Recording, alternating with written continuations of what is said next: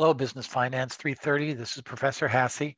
This is our week 4 introduction video for our class Monday evening, October 19th.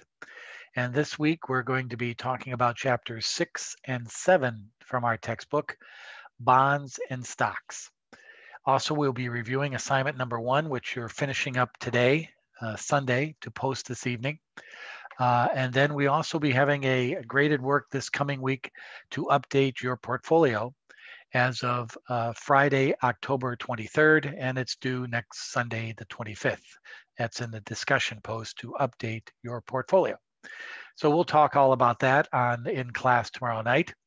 We'll define what the nature of bonds is. We'll look at those review problems and define what stocks are and how to value stocks. To do that, to get us off to a good start, let's take a look at this introduction video to stocks and bonds.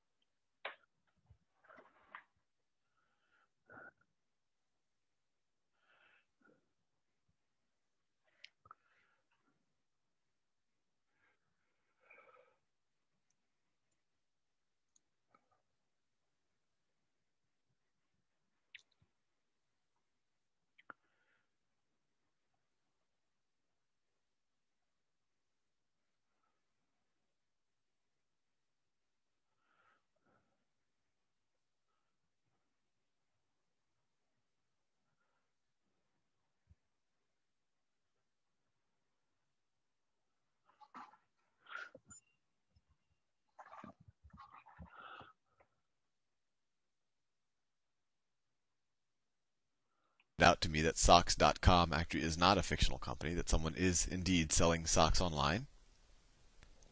So, which I, by the way, think is a great idea. So let's see. I have my assets, right?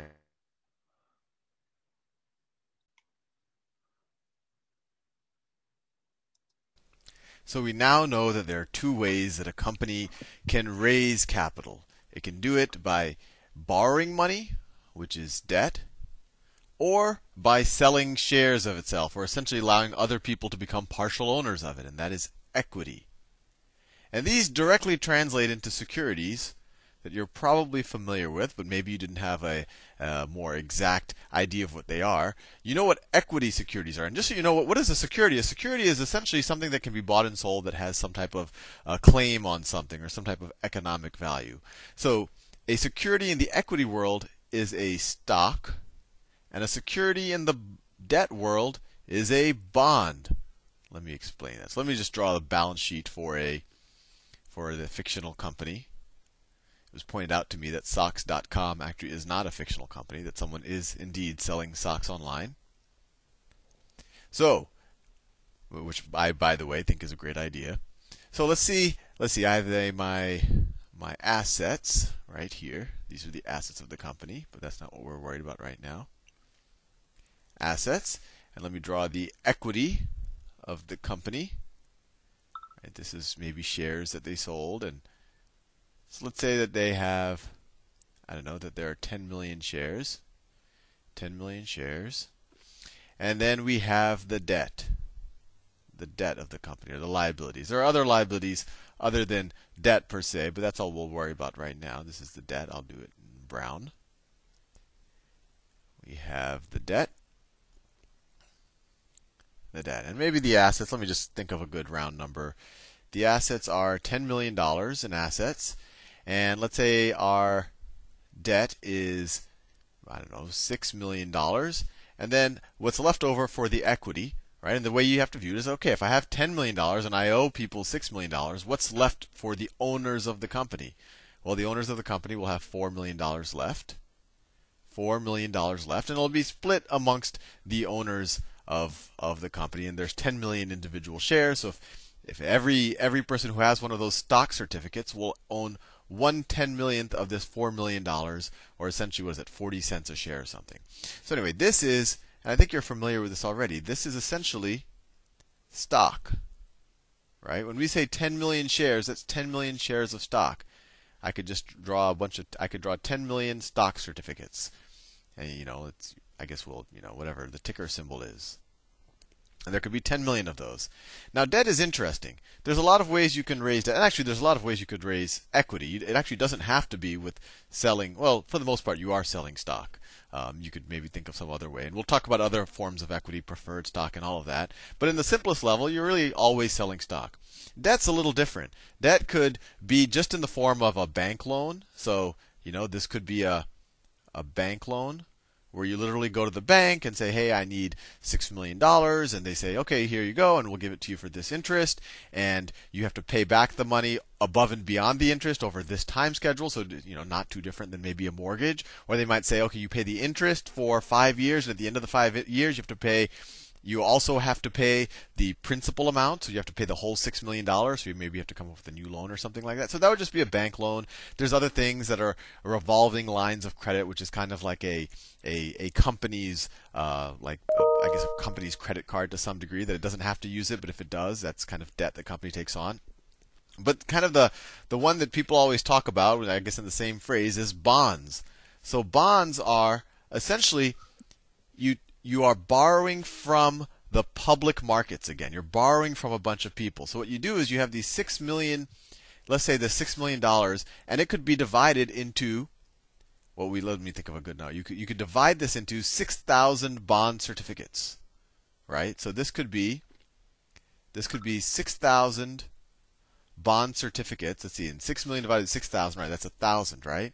So it could be 6,000 times $1,000 bond certificates. And let's visualize what a bond certificate could look like.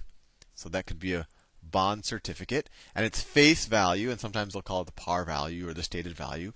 It'll say, let's call it bond from company XYZ, and its face value is $1,000.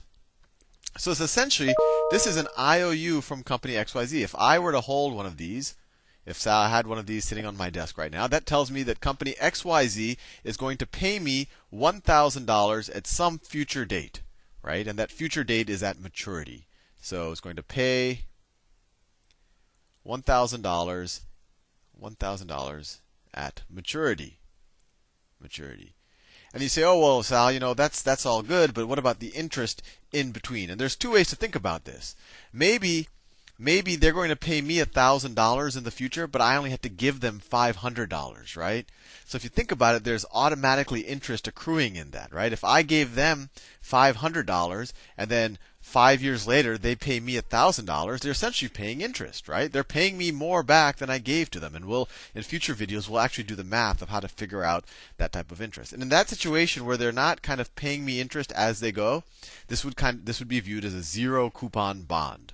And I know I'm throwing out a lot of terminology, but it'll all make sense to you in a second. So zero coupon essentially means they're not paying interest until they pay off the whole loan. And then they might the interest will be implicit in the whole value of the amount. And I kind of jumped the gun a little bit, but coupon is essentially a regular payment on the bond that the company makes, in this case XYZ will make. That is essentially, you can almost view it as a kind of interest. But if you really had to figure out the interest that you're getting on the bond, you would actually have to figure, and I'll do maybe a whole playlist on bond mathematics. You would have to figure out, it's based on the coupon, what you gave them, and then what they're going to pay you and when they're going to do it. So it's a little bit more complicated than just saying, oh, look at that, they're giving a 6% coupon, which essentially means, twice a year they're going to give me 3% of the value of my bond. So just a big picture, both of these things are traded. This is a stock. It's traded on exchange, and you're probably familiar with that. If you go to Yahoo Finance, you type in the ticker symbol and you get the price for that day. Bonds are also traded. Unfortunately, it's not as easy to get a quote on a bond. Usually you have to have a Bloomberg terminal of some type. You can't get it on Yahoo Finance, and I think that's by design by bond traders, because they probably don't like the transparency there.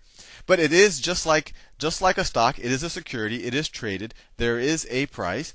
But then there's a very fundamental difference in what kind of the holder of the bond is doing. In a bond, you've essentially, if I'm holding a $1,000 bond, that means that I've lent some amount of money to the company, and it'll be in this part of it. And as long as the company doesn't go bankrupt, they'll pay me some interest and pay me my money back. When I own a stock in the company, right? I own a share of the equity as opposed to a share of the debt, which was the case with the bond. When I own a share of the equity, the company's not promising to pay back anything. It's just saying, look, you are a part owner of this company, and anything that any of the owners get, you'll get. So if this company becomes worth a lot, if we start dividending out things to the shareholders, then you'll get that. If the company gets sold by someone and pays X dollars per share for it, you'll get that money. And if the company goes bankrupt, you'll also go bankrupt. And that actually leads to an interesting question. If the company goes bankrupt, and let's say, actually, let's do the example right now. Let's say the company goes bankrupt, right? And I'll do a more in-depth example of this. The question is, let's say the company goes bankrupt and people decide that it's not operational anymore, that it just can't do business. Because there's actually two types of bankruptcy. There's one where you say, oh, the business is good, and it just can't pay off its debts, so we have to somehow restructure this side of it. And then the other type of bankruptcy is liquidation, where they say, you know what, this business doesn't even make sense to operate anymore. Let's just sell off all of the assets. So the question that I'll leave you with in this video is, what happens in a situation where you enter bankruptcy? People want to liquidate the assets, and let's say when you liquidate the assets, there's only $8 million of assets. So the question is, who do you think is going to eat that $2 million? Is it going to be the debt holders or the stockholders? Who is going to lose their money first? Or you can almost say, who is more senior when it comes to actually getting their money back? And I'll leave you with that maybe to the next video or a future video that I'll do on bankruptcy. See you in the next video. Okay, a good video on explaining stocks and bonds. And the answer to that question at the end of the video is the debt holders get paid first, and the $2 million loss will be affected the value of the stockholders. They will get that as a loss, and they won't get that money if a company goes bankrupt. So excuse me for starting over that video. I didn't have the sound on the computer, so I don't think you could hear the very first part. So I started it from the beginning, and that's what happened during the course of that video. So again, you have assignment number 1 to post this week or tonight by Sunday. And then tomorrow we're going in class, we're going to look at bonds and stocks. And I want you to pay attention to this in our work file or our file folder for week 4, this in-class review. This is a spreadsheet of some of the couple of problems that I think are key for chapters 6 and 7. You might want to download that before class and follow along. That's what we'll be talking about in class tomorrow evening. So have a good rest of your Sunday.